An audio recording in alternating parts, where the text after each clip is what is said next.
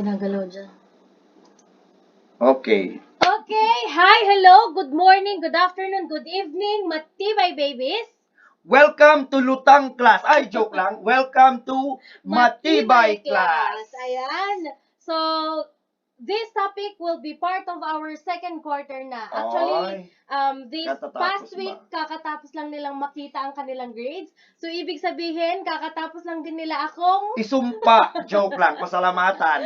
Yes. Kasi ma'am, syempre, they work hard on it. Yes, you Mga anak worked hard ko, for it, and mataas man o mababa ang nakuhang grade, what's important is that marami kayong natutunan. yes. Tama? Kaya mga anak ko, tapik-tapik sa balikat. Sabi ko nga, ano pa man yan, pinaghirapan mo yan. Yes, and proud kami ni Sir Jason sa inyong lahat. Yes. So, wag na tayong magpaligoy-ligoy pa.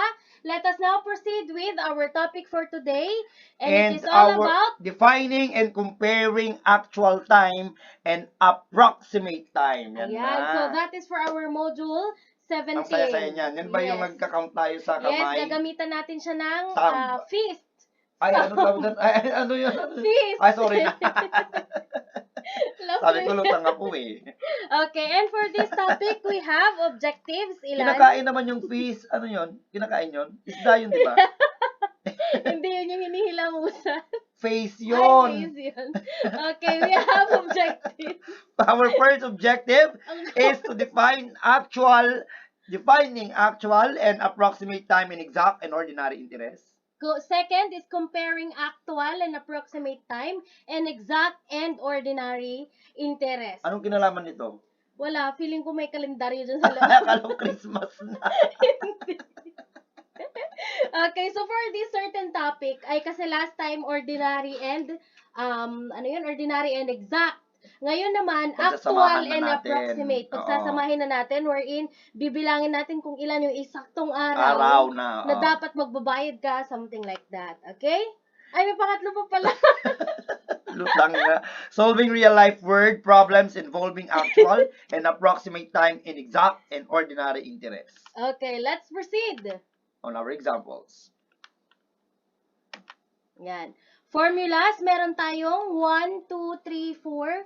1, 2, 3, 4 na formula. Kasi sabi nga namin kanina, pagsasama-samahin mo na yung exact and actual, exact approximate, ordinary actual, ordinary approximate. Last module na pag-aralan natin na kapag exact ang tinutukoy, 365. i-divide mo sa 365. Kapag approximate, i-divide mo siya sa, kapag ordinary, i-divide mo kay 360. Lahat ng yan, ma'am, mas magiging malinaw kapag ginamitan na Yes. natin ng examples. Magmamatter lang yan sa bilang ng days. So, para mas magmaintindihan, let's proceed with our Examples. Ayan. So, I'm sure familiar na kayo sa fist. Kapag merong pabukol, yung sa may pabukol na part, it means it is 31 days. Tapos yung sa pakurba, 30 days. Pabukol ulit, 31 days, and so on. Ang naiba lang po dyan is si February, which is merong 28 days or 29 days. Take note, 28 days lang po ang February kapag ancient time. kapag leap year. At nangyayari yun.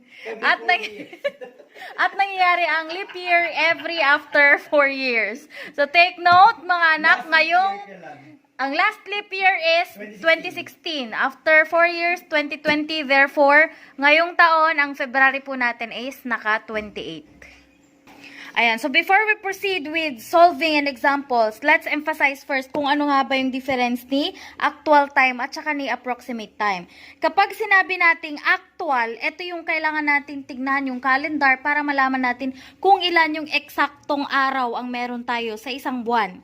Pag sinabi nating approximate lang, hindi siya exact, kumbaga tansya-tansya. Lahat ng months is equivalent into, yung pinaka-common is 30 days. So, ulitin ko, actual time, kailangan natin ng calendar.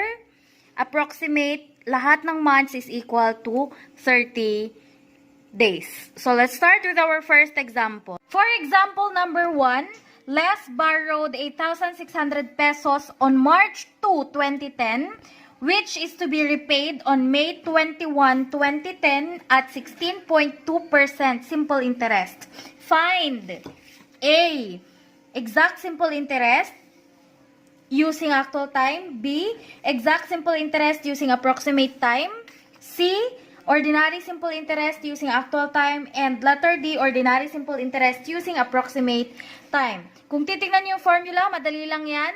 Kapag meron na tayo nung number of days. So, ang pinaka first step na kailangan natin gawin is bilangin kung ilang araw ang nakapaloob sa March 2 hanggang kay May 21. So, in solving for days, unahin muna natin si actual. Ibig sabihin, kapag actual, sabi ko kanina, kailangan natin ng calendar. March. So, tingnan mo dito ang March. Sa March, meron kang 31 days. So, 31.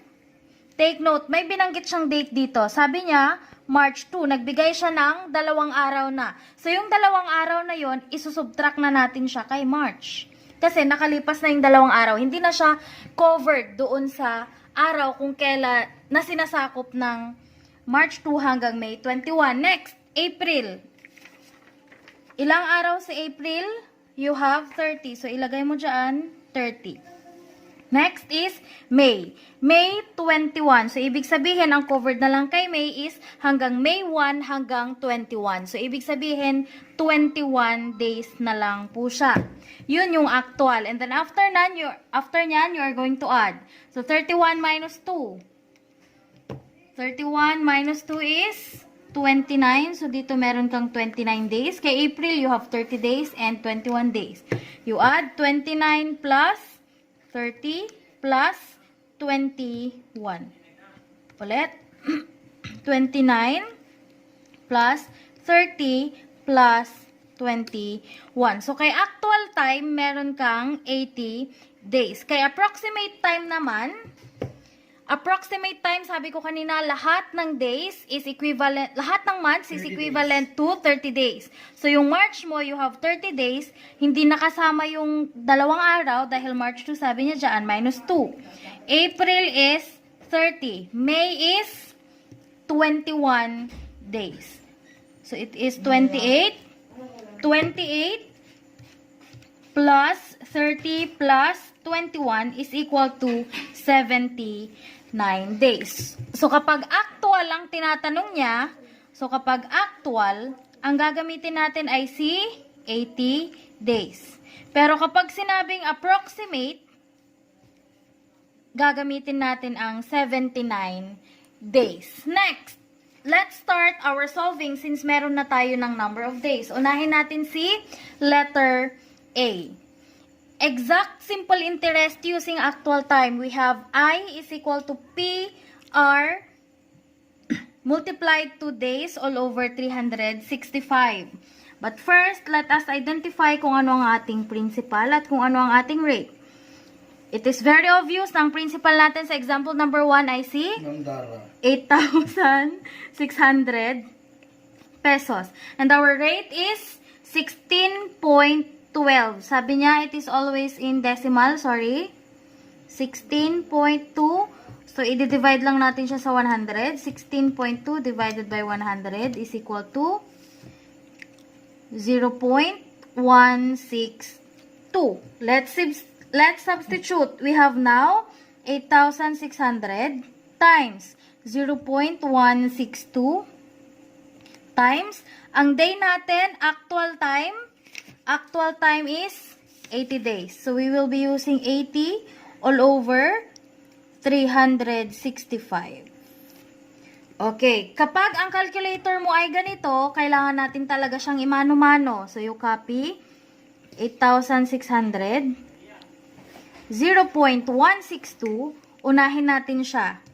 80 divided by 365 is equal to, sulat natin lahat, 0.219178082. Next, pag sama-samahin mo lahat, imumultiply mo lahat, 8,600 times 0.162 times 0.219178082. Mali ata yung napindot ko.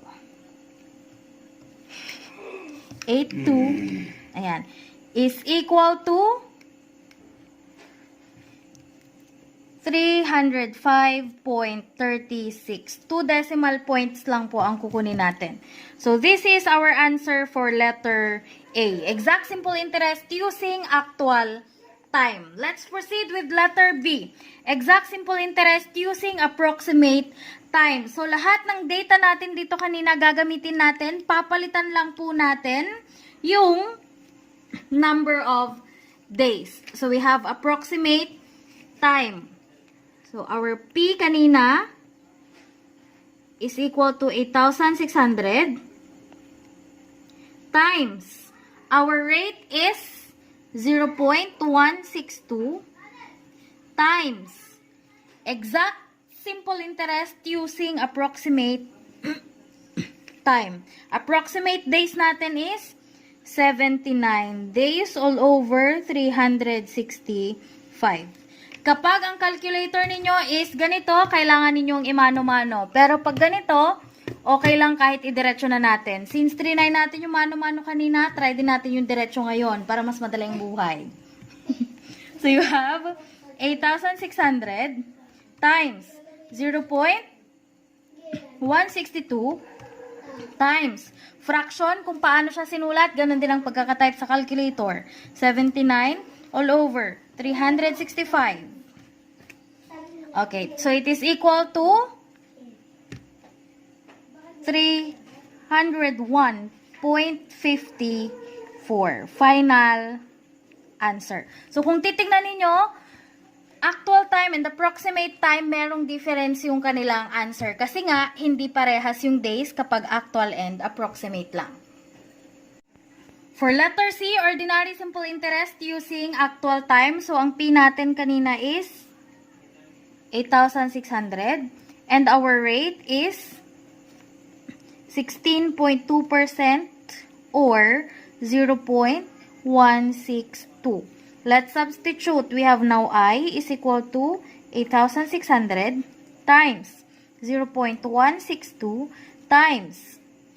Okay? Kung kanina, sa exact simple interest, 365. Kay ordinary, 360. Yan yung sa previous lesson natin. So, we have actual is 80 days all over 360.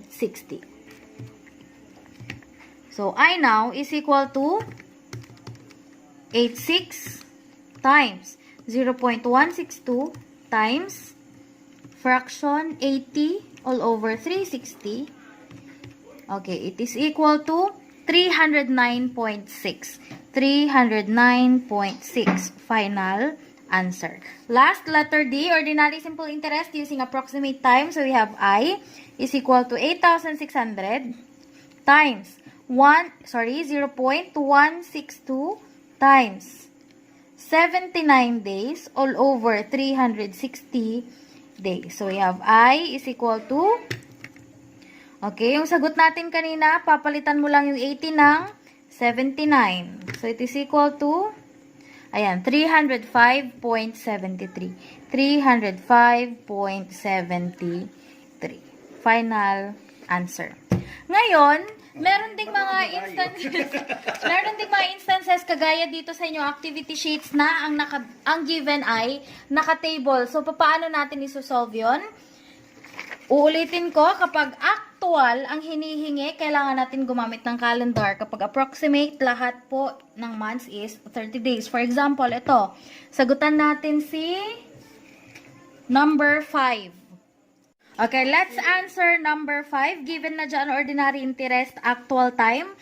Given na din yung original date, kung kailan niya pinurchase or kung kailan siya nag-loan, which is January 31, 2011. So, titingnan natin kung kailan yung date na kung kailan yung due date niya, kung kailan niya dapat mabayaran yung kanyang nakuhang loan or amount. So, given dito, nagbigay siya ng 30 days. So, hahanapin 90 days. So, hahanapin natin yung susunod na date. How? Again, actual. So, kakailanganin natin si calendar. Okay? So, you have January. Nakalagay dyan, January. Ilang days ang meron sa January? We have 31. Okay, so 31. Gaya ng ginagawa natin, we are going to subtract kasi hindi na yan kasama. Kumbaga, dyan siya start. Next, February. For February 2011, you have 29 days kasi po hindi siya leap year. So for March, you have 31 days, and for April, you have 30 days. Let's try to solve. So 31 minus 31 is 0 na po yan. So i-add natin si 29 plus 31 plus 30. Ayun, nakuha natin yung 90 days. So, ibig sabihin, na-cover niya si January, na-cover niya si February, na-cover niya si March, na-cover niya si April 30. Anong susunod kay April 30? May. Ang susunod kay April 30 ay May 1. So, ibig sabihin, babayaran niya yung kanyang loan sa May 1. May 1, 2011. And to solve for time, actual time, kukunin mo lang yung number of days. So, you have 90 days all over. Kapag actual ang ginagamit natin ay si 365. So, as simple as that. Okay, so try naman natin ngayon si approximate time.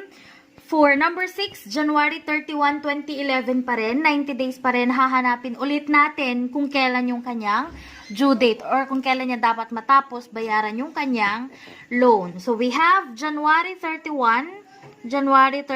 Gaya ng sinabi ko, lahat kapag approximate ang hinahanap, lahat ng months is equal to 30 days. So, January, February, March, and April. 30 days, 30 days, 30 days. Pero yung sa January, nagsabi na siya ng date, so ililess natin yon. 31 minus 31 is 0. I-add mo ngayon sila. You have 30 plus 30 plus 30. Nakuha natin si 90 days. So it is equal to 90 days. So sa 90 days, nagamit niya si February, nagamit niya si March, nagamit niya si April 30. Ano ulit ang susunod kay April 30? May 1 pa rin. So dapat actual or approximate time matapos niya ang kanyang loan sa May 1, 2011. And sa time, just copy the number of days. You have 90. Dahil approximate or ordinary interest yan, i-divide natin siya kay 360 days. So on and so forth. So that is all about Module 17, Actual and Approximate Time.